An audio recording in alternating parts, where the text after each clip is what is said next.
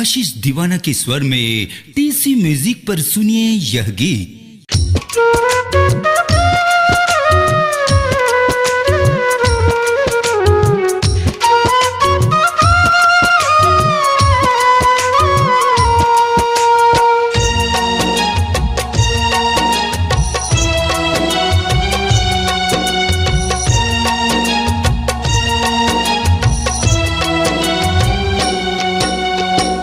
लतें तड़पावे वो गोरी कर डारे बारा हाल वो।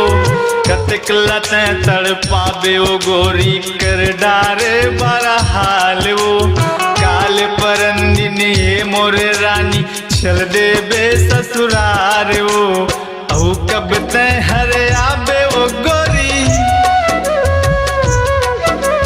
औ कब ते हरे आबे वो गोरी मन हो गे बेहाल वो। खतक लतें तड़पावे वो गोरी कर डारे बारा हाल वो। काल परंदिनी ये मोरे रानी चल दे बे ससुरार वो। काल परंदिनी ये मोरे रानी चल दे बे ससुरार वो।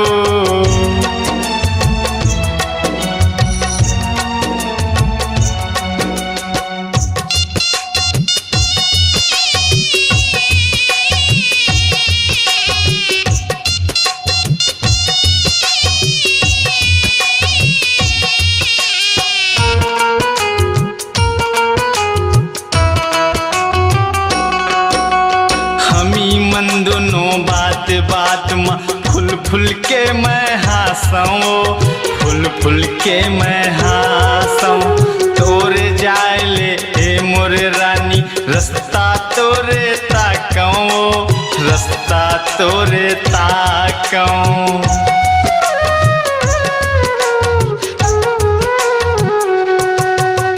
हमी मन दोनों बात बात में फुल फुल के मैं हासऊं, फुल फुल के मैं हासऊं।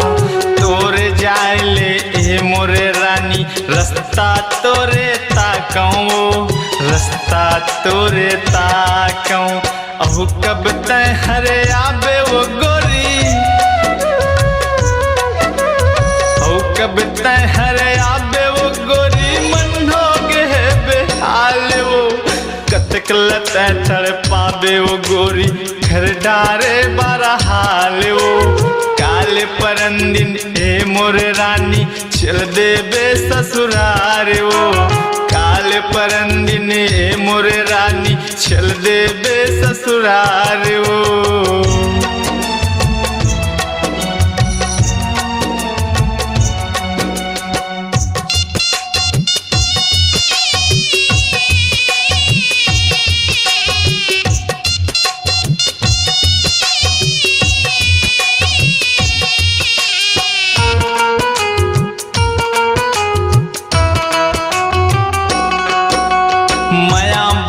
के तहा जोड़ी छोड़ देबे का मोला वो, छोड़ देबे का मोला।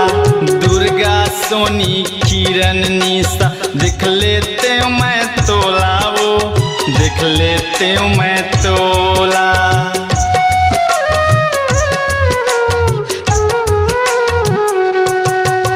माया बढ़ा के तहा जोड़ी छोड़ देबे का मोला वो, छोड़ देबे का मोला। दुर्गा सोनी किरण नेहा तरसत है मोर चोला वो, तरसत है मोर चोला। औ कब ते हरे आबे वो गोरी, औ कब ते हरे आबे वो गोरी मन हो गे बेहाल वो। खतक लतें तड़पावे वो गोरी घर डारे बारा हाल वो। काल परंदिन ये मोर रानी चल दे बे ससुरार वो। काल परंदिन ये मोर रानी चल दे बे ससुरार वो।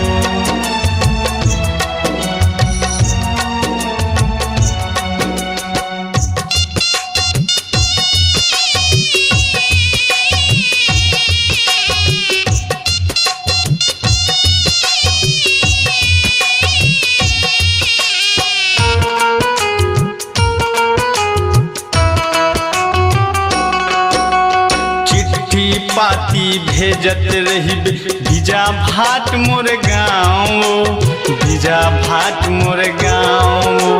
हमर माया के गाना गाऊँ आशीष मोरे नाम वो, आशीष मोरे नाम वो।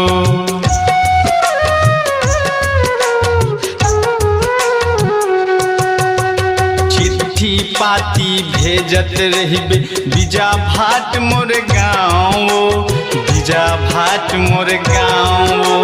हमर माया के गाना गाऊँ आशीष मोरे नाम वो, आशीष मोरे नाम वो। हो कब तय हरे आबे वो गोरी, हो कब तय हरे आबे वो गोरी मनो गे बेहाल वो। कतक लतै तड़ पाबे वो गोरी घर डारे बरहाल वो। काल परंदिन हे मोर रानी चल देबे ससुरार वो, काल परंदिन हे मोर रानी चल देबे ससुरार वो।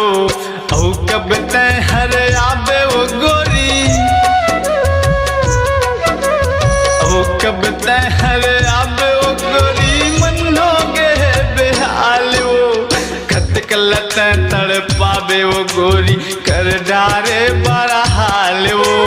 काल परंदिन ये मोरे रानी चल देबे ससुरार वो, काल परंदिन ये मोरे रानी चल देबे ससुरार वो। काल परंदिन हे मोर जोड़ी चल देबे ससुरार वो, काल परंदिन ये मोर जोड़ी चल देबे ससुरार वो।